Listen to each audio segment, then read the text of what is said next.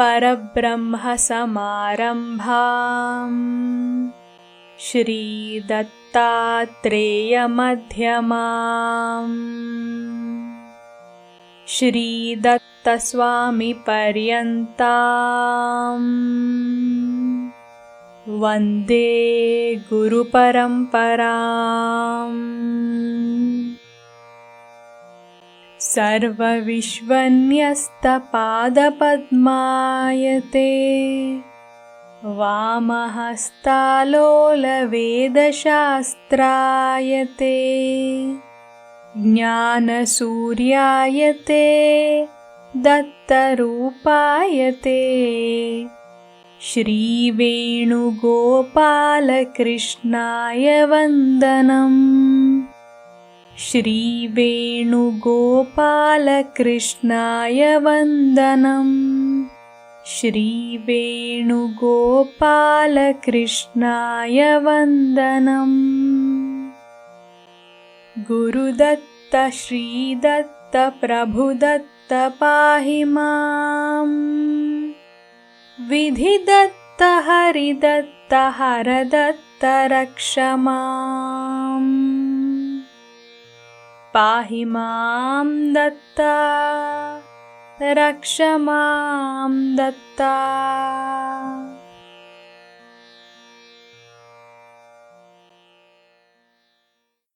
Trailokya Gita, Chapter 17, Yoga Marga, Jnana Yogaha, Association of the knowledge of the path of yoga. Trailokya uvacha Dattatreya vibho veda Kshirasagara mandara Papi nastikato yogam Bruhi sarvam bhuvam gata. Miss Trailokya asked, O Lord Dattatreya, you are the Mandara mountain that churned the Veda milk sea to bring out the divine nectar-like essence of spiritual knowledge. You have come down to the earth to distribute it. Please explain the path called yoga, starting from a sinful atheist up to the ultimate goal called God. Shri Datta Swami uvacha Trailokye karma yogasthe jnana bhakti samudgate yoga marga samesham hi sarpanishrenika pataha. Shri Datta Swami spoke, O Trailokya, you already crossed the first two stages called spiritual knowledge Jnana Yoga and devotion Bhakti Yoga in the previous births, and at present you are in the final stage called practice Karma Yoga to do propagation of the true spiritual knowledge.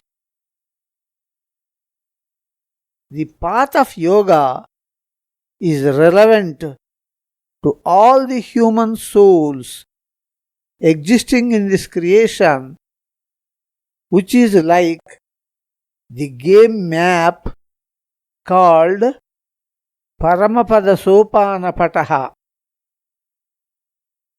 This map contains long and short ladders and serpents representing long and short merits and sins. If the dice enters the base of long or short ladders, it will climb up long or short heights. If the dice enters the mouth of long or short serpents, it will fall down through long or short distances. This indicates the upward progress of the soul through merits and downfall of the same soul through sins in the spiritual path, starting from a sinful atheist to the ultimate God. Daiva bhave rajadanda vyachye tarkyatamagham vignya न्यायक्रमा मूढ़ौ उत्तमाधमनास्तिकौ. We can't say that all atheists are sinful, but we can certainly say that there is high probability of atheists to do sins in secrecy or openly, because when the punishing God is not existing as per their belief, it is logical to do any sin without fear, provided the punishment on the earth given by government can be escaped through illegitimate ways like corruption, etc. There are two types of sinful atheists who are best and worst. The best atheist is a scientist, and science will not reject the perception at any cost, even though it is unable to explain a perceived event. A scientist will keep silent, and this is the perfect explanation for the unimaginable event which is called miracle. Even a theist keeps silent on a genuine miracle. A miracle is perceived, but its mechanism is unimaginable. A scientist always follows systematic logic and frankly says that a miracle is unimaginable, which indicates the unimaginable God as its source. The scientist agrees to the existence of unimaginable source, which is called as God by us, based on the perception of unimaginable miracle. The worst atheist is illogical and unscientific, rigidly negating the existence of unimaginable source, that is God, and stands in his original place. Nohya prachakshatarkabhyam आद्योरूढ़ः परस्थिरः तद्विमर्शैर्दोषहानिः इंद्रजालं च विद्यते. The best atheist is in the path of yoga because he is accepting the perception and logical conclusions, whereas the second worst atheist is fixed in his position and is not in the path of yoga, since he is not starting the journey at all. we must treat the scientists or best atheists in friendly way only. Atheists criticize the faults of certain theists, which shall be rectified by theists, and in this way they are appreciable. These atheists criticize miracles as fraud magic. We don't deny the magic and fraud, divine people doing such magic in the name of genuine miracles. But showing such magic and such a false divine personality, you can't establish that even a genuine miracle and the true divine personality doing such genuine miracles are also fraud. Hence, 1.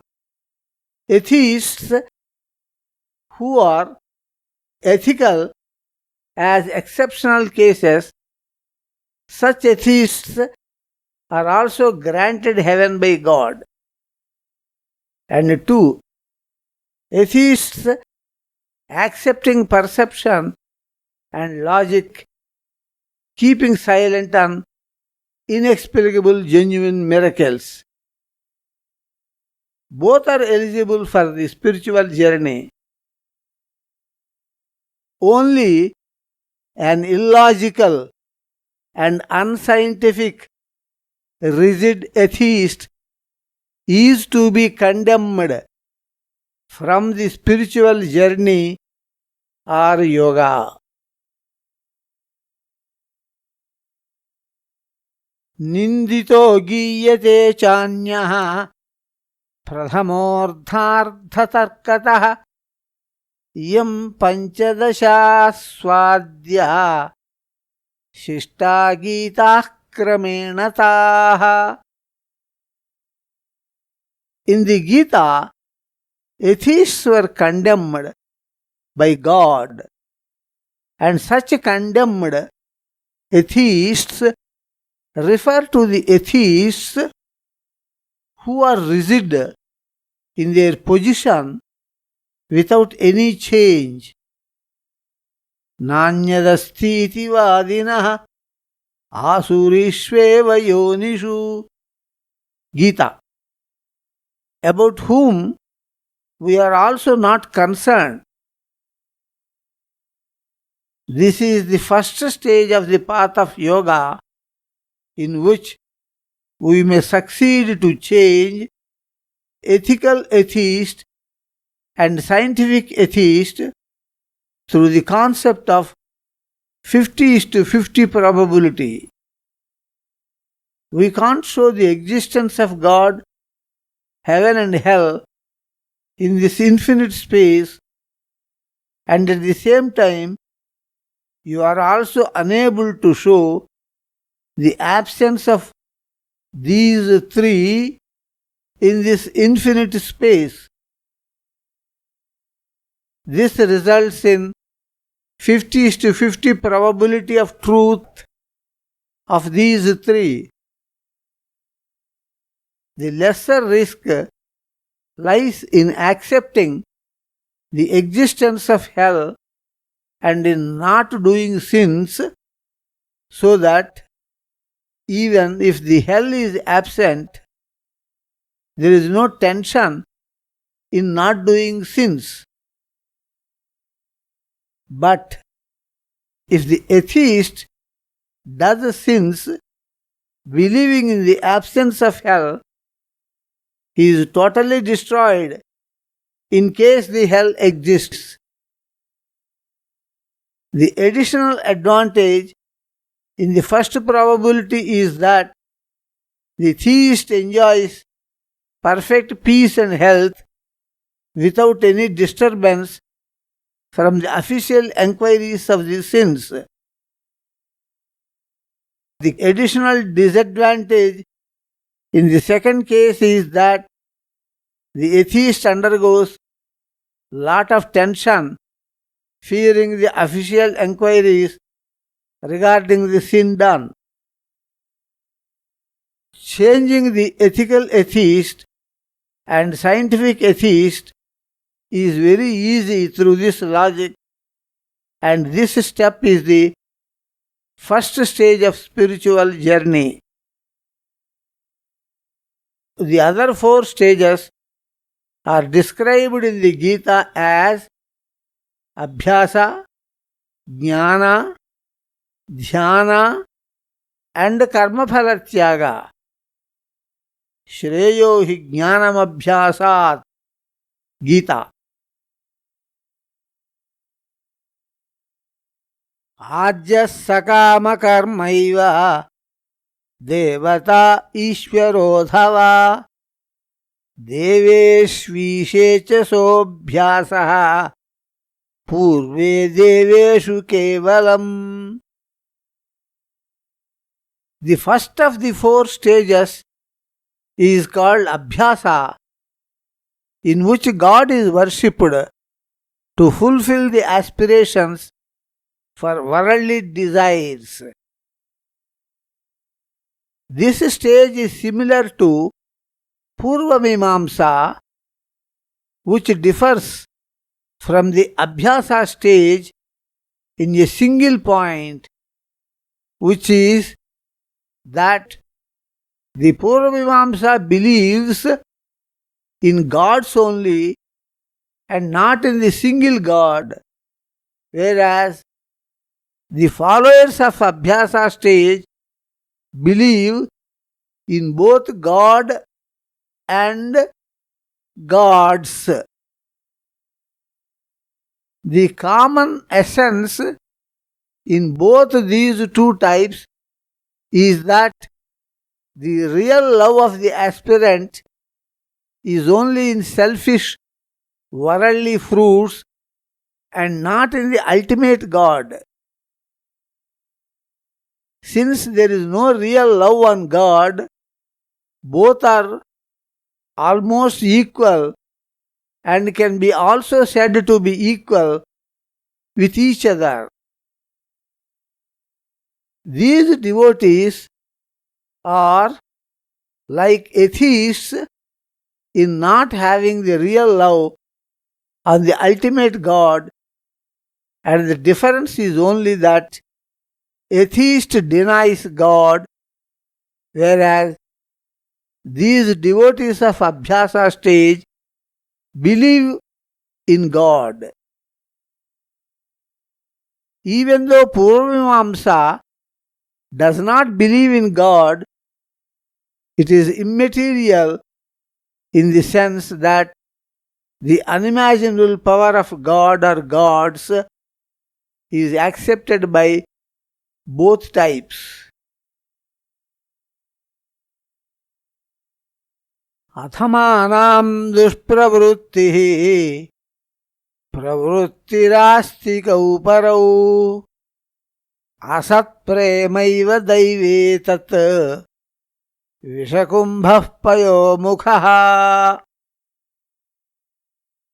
The worst atheist, who does not change at all in spite of your preaching about 50-50 probability, is certainly a sinner who wants the support of atheism for his sins, and this school is called Dushpravrutti. The other two atheists, that is, the ethical atheist and the scientific atheist, have a lot of probability to change from atheism to theism if they have at least minimum wisdom.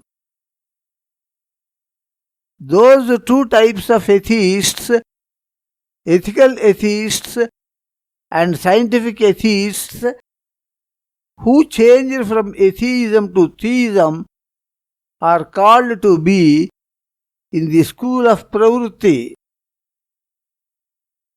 The main characteristic of pravrutti is that no soul in the pravrutti has even a trace of real love to God. Every follower of pravrutti loves only the solutions of worldly life in the inner depths of hearts.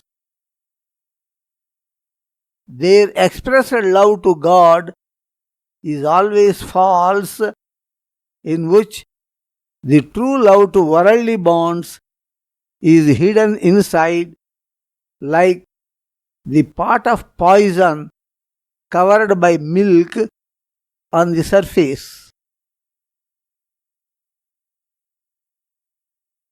Vedokta kamya yajñāscha daivādhāra anuhyagāha daivā vishvāsapurvasya devata api daivavat. Even the Vedas described several sacrifices for achieving the worldly fruits, and such fruits are achieved through the unimaginable powers of God or gods in the case of Purvamamsa only. This faith in the unimaginable powers indicates the unimaginable God or gods with unimaginable powers. Purvamamsa does not believe God, but believes in gods with unimaginable powers. In fact, faith in the unimaginable power indicates faith in unimaginable God. This means that Purvamamsa indirectly believes in the main God, even though does not believe in God directly. Adharmadvesha dharmecha prita daiva pravrittigaha niraya swarga visrambha kamye daiva vidakramat. God dislikes injustice and likes justice because injustice will disturb the world, whereas justice brings peace into this world. God created this world like an industrialist creating an industry. Just like the industrialist is very much concerned in the peaceful running of the industry without any disturbance, God also likes the world to run on peaceful lines without any disturbance. The devotee of God likes the likes of God and dislikes the dislikes of the God. Hence, every devotee of pravrutti aspiring for selfish fruits likes to keep God in good moods and follows the above principle of voting for justice and rejecting injustice.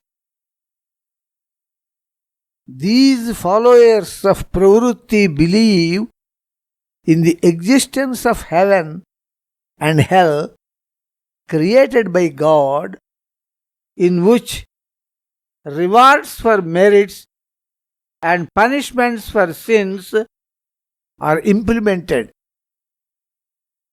Even though these devotees of pravritti worship God for their selfish benefits, the ultimate aim is that they caught hold of the ultimate God only, so that in course of time they will acquire the divine personality of God, get attracted to God, and finally become the ultimate nivritti devotees. Tanmoolam moksha saudhasya sahate swam na laukikam dashasyo maulidatapi hatah prahlada vruttavat. Pravritti is the foundation of nivritti palace. Pravritti is worldly life and nivritti is spiritual life. If pravritti is pure, nivritti will be strong. Pravritti is the behavior of the soul towards other souls, whereas nivritti is the personal behavior of the soul towards God without reference to the society. If a nivritti devotee causes suffering to God, God will not mind it. But if a nivritti devotee causes suffering to the co-souls, God will not tolerate, even though the nivritti devotee is in climax. For example, Ravana offered his head in the worship of God and is considered to be the climax devotee of God. But he was torturing the society, and hence God punished him neglecting his devotion.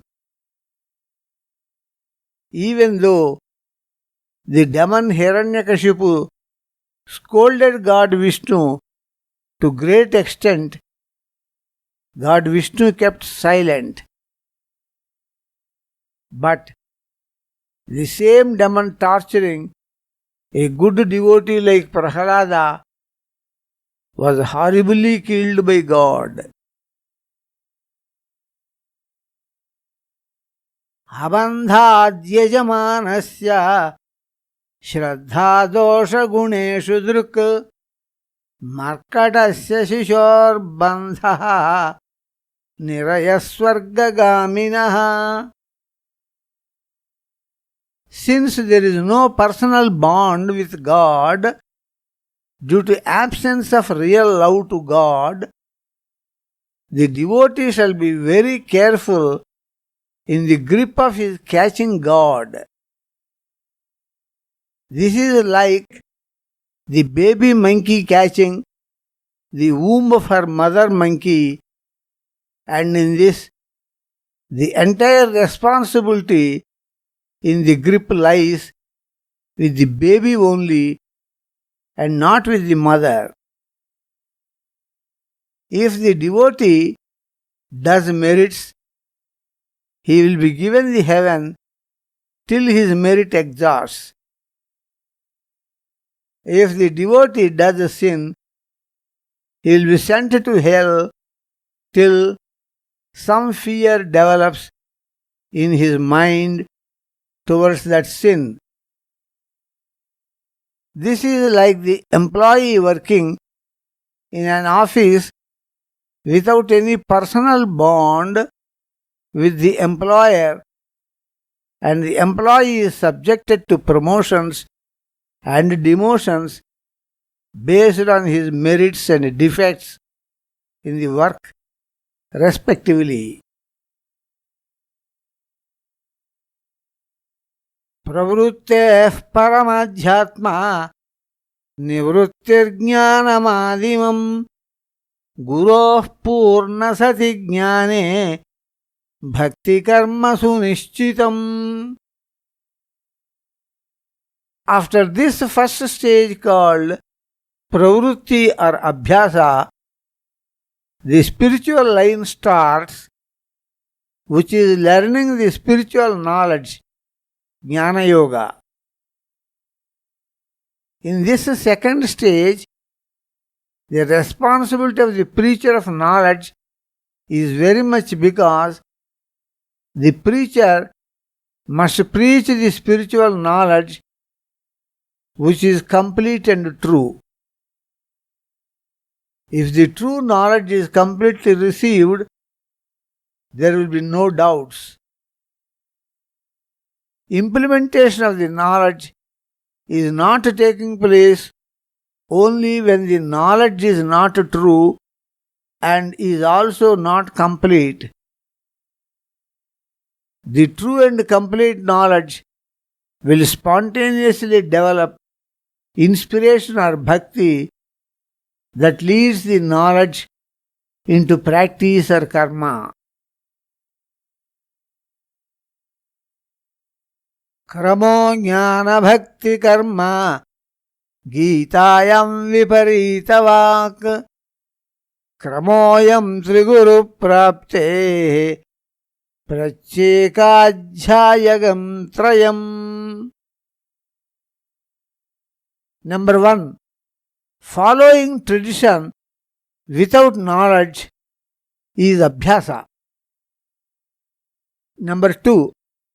Acquiring knowledge, that is jnana, which generates 3. Inspiration, dhyana or bhakti, that transforms the knowledge into 4. Practice, karmaphala tyaga, are described gradually. This is the correct sequence, and as per this sequence, only Shankara, standing for knowledge, jnana yoga, Ramanuja, standing for inspiration or theoretical devotion, bhakti yoga, and Madhva, standing for practice, karma yoga, came as preachers in this sequence only. Some say that in the Gita, the first 6 chapters preach practice, the second 6 chapters preach devotion or inspiration, and the final 6 chapters preach knowledge. Such a classification was done by some people only and was neither done by Krishna nor by sage Vyasa. In every chapter of the Gita, you will find all the 3 coming together, and thus every chapter is a mini Gita. Jnanam bhakti pamshubhyam phalamanguragam kramat karmaiva jnana bhaktibhyam phalitam tyagadasyavat. The practice sprout will grow into a tree to give fruits with the help of water knowledge and manure theoretical devotion. Similarly, practice alone, growing with the help of knowledge and devotion, gives the divine fruit. Knowledge and devotion can't give the fruit by themselves directly. The final practice is of 2 types. Number 1, karma phala tyaga, or sacrifice of the fruit of the work. And number 2, karma sannyasa, or sacrifice of service. Kramo jnana bhakti karma dashanam puradarshane rukminyah krishna labhecha drishtantabhyam vimrushyatam. When you hear the details of Mumbai city, it is Jnana Yoga or knowledge. After this, you develop inspiration to go and see the city, and this is the second stage called Bhakti Yoga. Then you will walk to the railway station, and this is Karma Sannyasa. Finally, you purchase the ticket to the city, and this is Karma Phala Tyaga. Another example is Rukmini, who heard the details of Krishna from sage Narada. Narada also means donor of knowledge, and this is getting Jnana Yoga. After this, Rukmini developed emotional love to Krishna, and this is Bhakti Yoga or theoretical devotion. Then Rukmini sent her priest to Krishna with her love letter, and this is Karma Sannyasa. When the priest returned with good news, she donated her gold chain to him, and this is Karma Phala Tyaga. Hence, knowledge, devotion, and practice. Practice is service plus sacrifice, is the correct sequence. Blindly following the tradition without knowledge is the first step. Knowledge is second step. Theoretical devotion is third step, and practice is the fourth step, as explained in the verse of Gita, Shreyo hi jnanam abhyasat. Special explanation. Sacrifice of karma phala is called karma yoga in this Gita verse. What does this mean? Does this mean that the karma sannyasa done by the saints is not counted?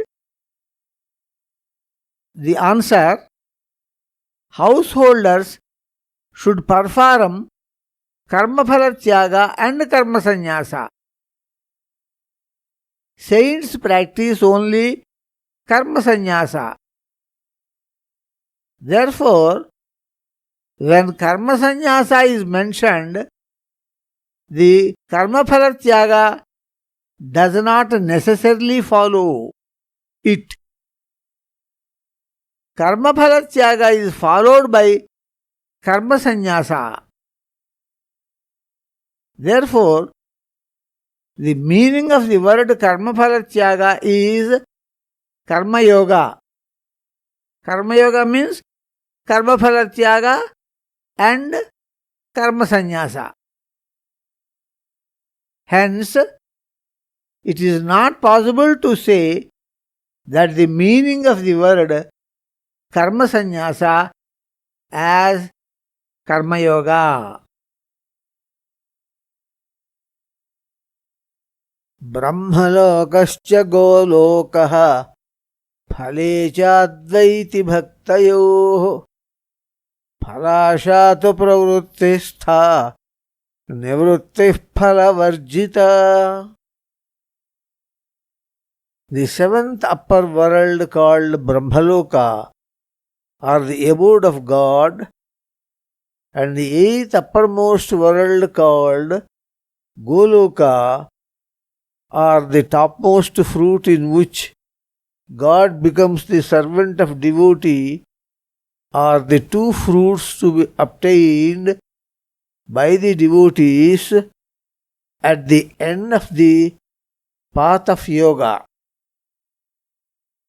The first fruit is the concept of monism, by which the soul becomes God. Kaivalyam, through incarnation like Hanuman, who is the future creator or Brahma. This means that Brahma is going to merge with Hanuman.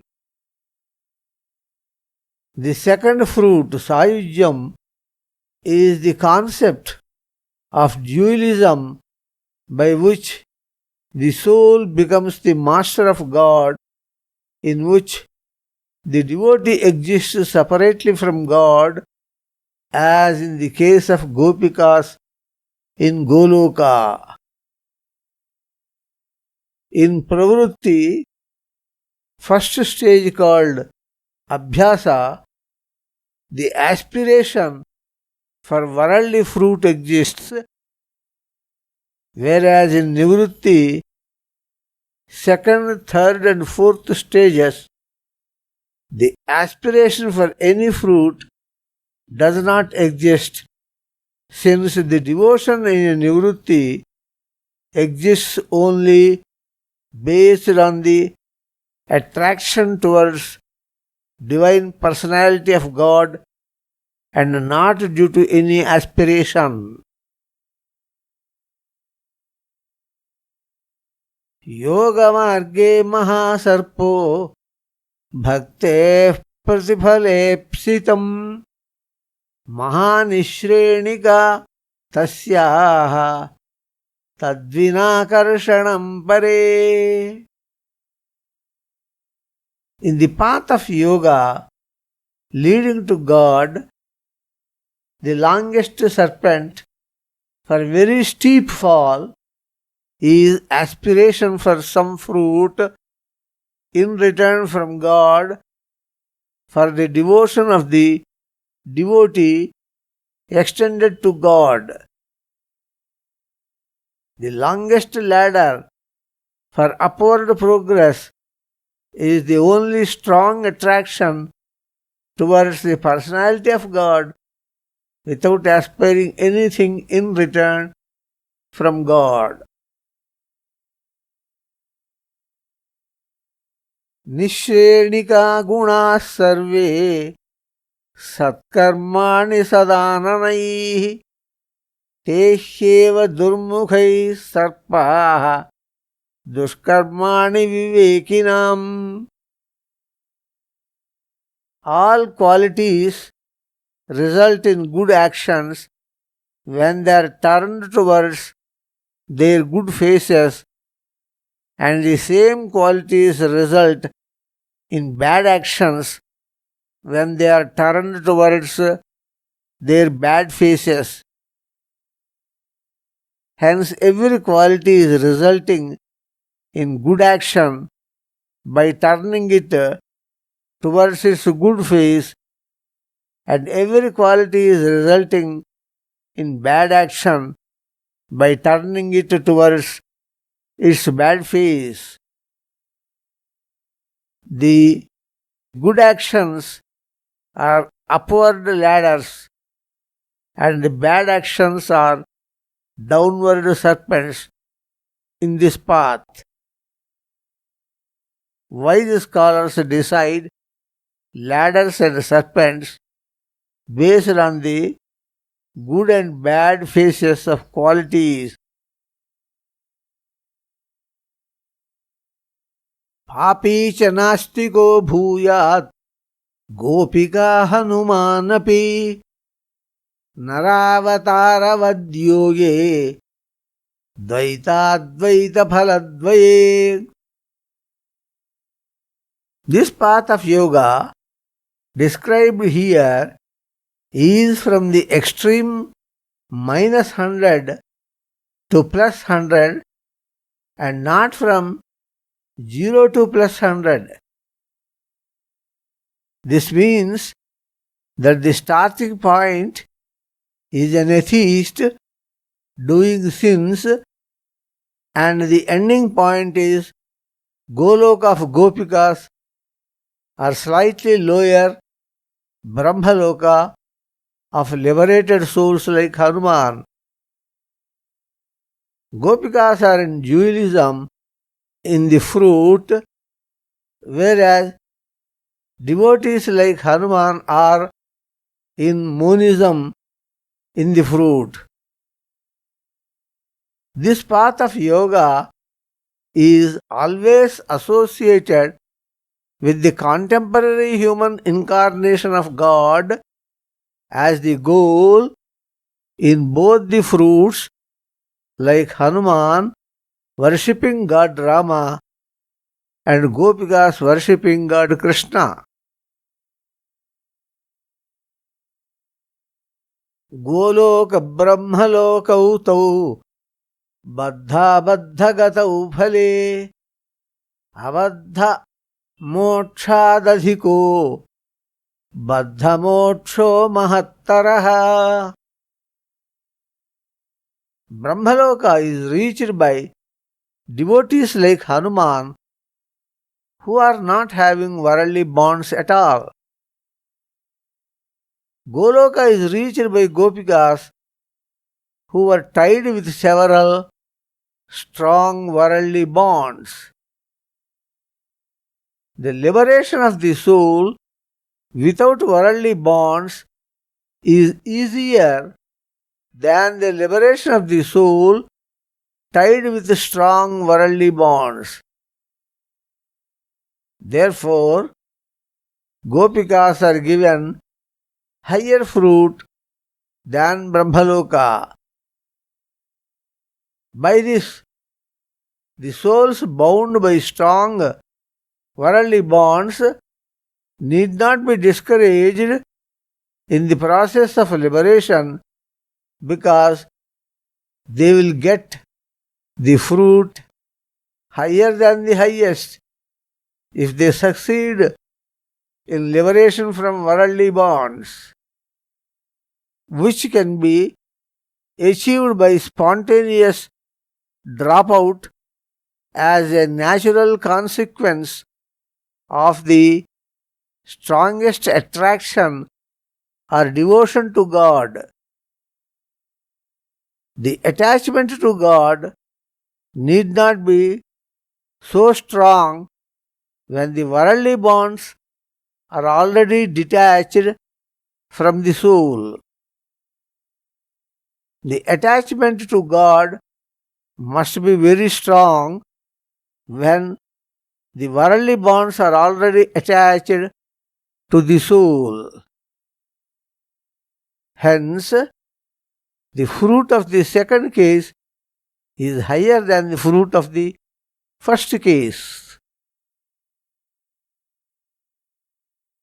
Iti Trailokya Gītāyam Yogamarga Jnanayogo Nama Saptadashadhyayah. Like this, in Trailokya Gita, the 17th chapter called Association of the Knowledge of the Path of Yoga is completed. Udvegarahita Santosharahita Shanti Samudra Shri Datta Shanti Samudra Shri Datta Shanti Samudra Shri Datta Om Shantihi Shantihi Shantihi.